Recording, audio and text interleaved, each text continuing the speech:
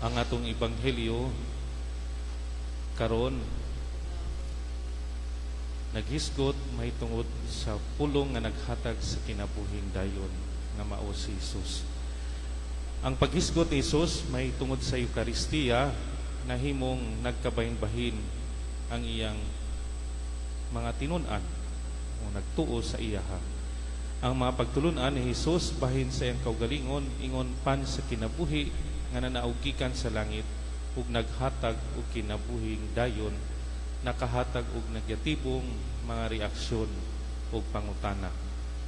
Ang iyang mga tinun-an mingon lisod kaayong dawaton kining pagtulun-ana kinsabay makasabot niini. Adunay duha ka kinaiya ang atong makita karon sa ebanghelyo ngadto kang Jesus. Una, gikan sa bersikulo 66 kini nagingon tungod niini daghan sa iyang mga tinun-an mibalik sa ilang kanhing paagi sa pagkinabuhi ug wala na muuban kaniya. Busa dihay kinaiya sa pagpalayo ug pag-undang mibiya sila sa pagkiuban kang Jesus. Tungod kay dili nila madawat ang iyang mga giingon o mga pulong, gibiyaan nila siya. Nagpalayo lang sila kay Jesus. Giingon lang ni Jesus o girepresar lang niya kung kinsa siya, unsa iyang purpose, unsa iyang papel. Hingpit nga gipatin-aw ni Jesus kanato kung unsa iyang gidahom kaalang gikan kanato.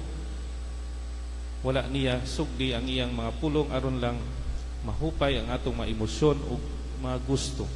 Siya nagsulti kanato sa kamatuoran sa krus ug sa paglangsang sa krus. Karon uban niining tanan nga mga kamatuoran, kita pa ba uban kaniya, mukuyog pa ba ta kaniya para pabata sa iyaha? Ipadayon ba nato kini uban ni Jesus bisan sa landong sa krus? Muuban ba kita kang Jesus bisan sa pag-antos uban kaniya? Ikaduha gikan sa bersikulo 68 kini nagingon magtutudlo kang kinsa man kami muadto asa man among kapaingnan, ikaw adunay mga pulong sa kinabuhing dayon. Mao kini ang tubag ni Simon Pedro sa pangutana ni Jesus, buot ka ba usab nga mobiya? Dinhi atong makita ang pagkamaunungon ni Pedro. Iyang gipakita ang iyang pagkamaunungon ngadto kang Jesus. Alang kang Pedro, si Jesus dako kahulugan. Si Jesus mao ang kinatumyan ug rason sa iyang kinabuhi. Si Jesus mismo mao ang kinabuhi. Siya ang iyang paglaom. Busa gipakita ni Pedro nga aduna siya'y determinasyon sa pagkupot kang Jesus ug dili pagbiya bisag unsay mahitabo.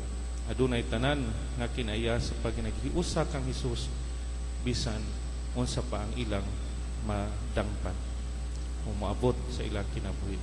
Karon mangutanan kita, kung wala si Jesus, asa man ang atong kinabuhi? Kung wala si Jesus, asa kita karon? Kini nga panahon sa Pasko sa pagkabanhaw nagpahinomdom kanato sa paglakaw uban ni Jesus, sa pagpabilin uban kaniya